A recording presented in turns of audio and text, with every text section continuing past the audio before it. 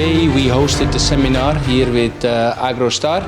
Agrostar Holding kompaniyasi bilan hamkorlikda kartoshka yetishtiruvchilar uchun seminar o'tkazdik. Muloqot juda samarali bo'ldi. O'zbekistondagi kartoshka yetishtiruvchilar yuqori navli urug'li kartoshkalardan, qolaversa davlat tomonidan berilayotgan bunday ko'mak va imkoniyatlardan samarali foydalanishlari kerak. Biz esa ularga Agrostar Holding kompaniyasi bilan hamkorlikda to'g'ri agrotexnik tavsiyalar va zamonaviy texnologiyalarni o'rgatish bilan birga hosildorlikni oshirishga ham amaliy ko'mak berishni maqsad qilganmiz.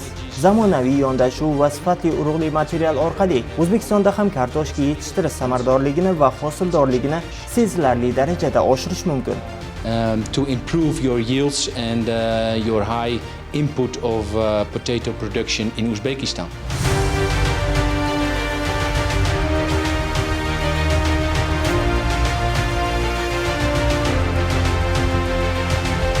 Tumanimiz ko'proq shu kartoshkachilik bilan shug'ullanadi. Bizga ayni muddao bo'ldi mana shu seminar. Urug'chilik bo'yicha juda qiynalar edik. O'zbekistonda urug'chilikdan chiqib ketgan edi. Mutaxassis yaxshi ishlamagan edi. Meni fikrim bo'yicha-da. Mana endi Bulung'ur Agrostar ochildi.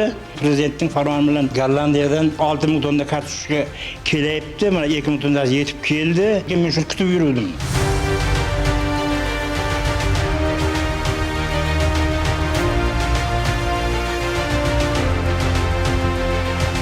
Bugungi kungacha 1700 tonnaga yaqin kartoshka urug'larini import qildik. Gollandiyadan tegishli mutaxassislar nazorati o'rnatilgan. Har oyda bir marta kelib, urug'larning saqlanishi, kartoshka urug'larini ekishda tavsiyalar berib borish tizimini yo'lga qo'yganmiz.